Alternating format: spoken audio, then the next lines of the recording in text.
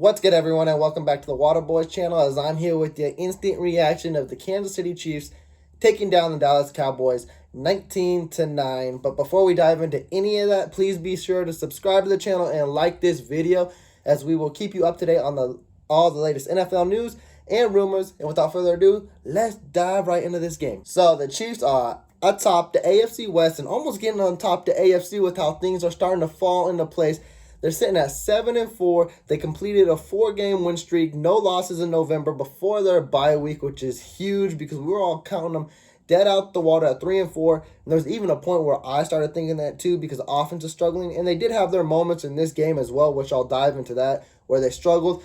But the biggest thing to take away and the takeaway from this whole month is this defense. This defense has come clutch. Besides the Raiders game, which I'm not saying they play bad because they play good, but I'm going to get to they basically won every game since like the Giants, the Packers, then you had the Raiders, which they played clutch, and now you have the Cowboys. This last 4-game stretch has basically been beating the defense, keeping the offense in the game to make a play and win it. And today the defense was just completely dominant. People wanted to find a reason, a team to say, well, we need to find out if they're legit. And they held their own against the Cowboys. Now we are going to hear, oh, but they didn't have no Amari Cooper, no CeeDee Lamb. They're missing their left tackle. That's not the Cowboys team you're going to get. And that might be what we get as well. But even with CeeDee Lamb on the field, like Snead was locking him up, Fenton was locking him up, and Ward, whoever was going anywhere. And Prescott had a huge and hard time going against that KC D-line, which Chris Jones, I want to say he had 4 sacks, but they recorded him for 3.5 sacks, a tip which led to the game-winning interception by Snead, and a fumble recovery. He was playing out of his mind against his former college teammate. And Frank Clark, like, I felt like he should have more than 1 sack, but he was causing pressure all day. Melvin Ingram is still a disturbance. This defense is what's going to be the way for Casey to carry the team. And also another surprising factor as well in this was, but they got away from it as well. So maybe we'll see more of it implemented down in the future, but it was with Clyde Edwards-Helaire. They had him starting the game. I think he only had 11 rushes, but it was over 60 yards and a touchdown. He looks healthy, and then another week off after the bye coming into Denver. He should be full strength, ready to go.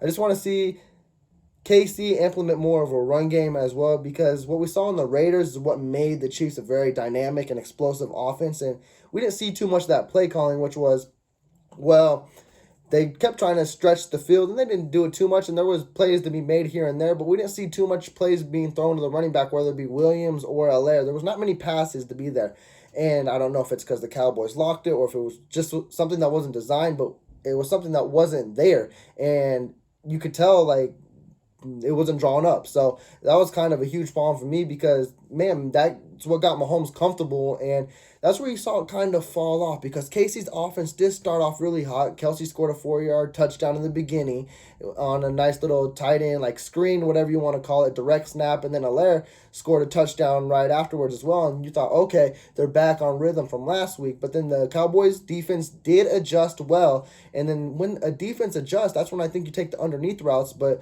a lot of those plays just didn't seem like they had an underneath route. It just seemed like it was all wide receivers and tight ends just running their short slants or something down the field. And that was something that kind of bothered me, definitely in a game like this, because you had Micah Parsons coming off the edge, which I didn't like a lot either because, yes, Wiley stood his own against Crosby. That's a great game. But Michael Parsons is a different monster and animal and way faster than Crosby. Crosby delivers speed and strength, but Parsons is straight up speed, and he'll fly past you, and that's what he did. And we kept Wiley stranded on an edge, and I think you need to chip block him or something, double him, and that's why Mahomes had a fumble in this game, and that's why he took multiple sacks because he couldn't get away from the speed. And then I'll also address the turnover as well because there is another one which shouldn't be pertaining on to Patrick Mahomes because it drilled Kelsey right on the chest, and he didn't even know it was picked off because he didn't even chase the defender down, which could have really opened this game up, honestly. That could have been the turning point as well because they were driving to at least get a field goal, but they might have got a touchdown because I think if he would have caught it, it would have put them like on a 25, and it would have been first down. But here we are with the turnover, and yeah, the offense towards the end of the game sputtered, and that's why I think, like, it's definitely coaching because you got to draw up schemes and, like, plays to make it come back in rhythm, and you just weren't seeing any of it. It's just like they stuck with what they had and they didn't adjust, and that's kind of bothering because when it becomes with the good teams like the Cowboys or the Packers or even like the Chargers, like, if you can't adjust against them, they can get themselves back in this game. But again, if our defense keeps playing top notch like this as well, I would love to see it week in and week out, because we're going to be a hard team to beat and score on. Like, because KC should easily score 2 or 3 touchdowns a game, and if a defense is holding a team in a single digits, not saying it's every week thing, but if it could happen, that would just be amazing to see week in and week out. So let's cover the standings a little bit, because the AFC got quite of a surprise and twist and turn that we didn't expect, with the Titans taking a loss to the Texans, which a lot of us thought Titans would have steamrolled them, but here they are with the L with their third loss. The Ravens escaped one, so I think they're tied for first now. I think they're half a game behind because they got 4 losses, but they could have easily lost that as well. And then the Buffalo Bills got steamrolled by Jonathan Taylor and the Indianapolis Colts. Me and Tim mentioned it. It should be a game that you kept your eyes on for an upset, and I don't think we'll get back with Tim as this, but I didn't expect a blowout like this. 5 touchdowns, almost 200 yards. Like, Jonathan Taylor might be in the running for MVP now that Derrick Henry's gone, and that thing is just wide open now.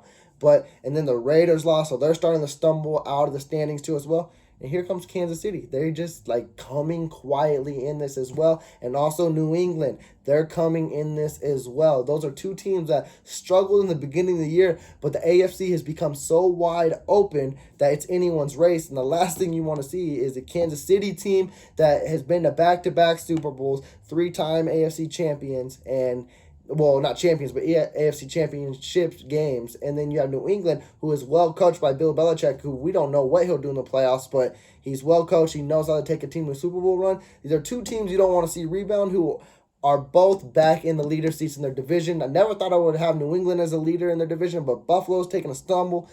They're not looking the same as well, and this thing is for anybody's taking, with Tennessee losing as well. AFC is completely open. And with that, that will wrap up my instant reaction of the Kansas City Chiefs taking down the Dallas Cowboys 19-9. Please do leave a comment down below on how you think this AFC picture will shape out to be. And as I mentioned in the beginning, please do subscribe and like this video. We got one more game tonight. It's a big AFC game. It's the Steelers versus the Chargers. They're coming in for that wild card spot. Let me know who you think is going to win this game. And with that, enjoy the game and take care.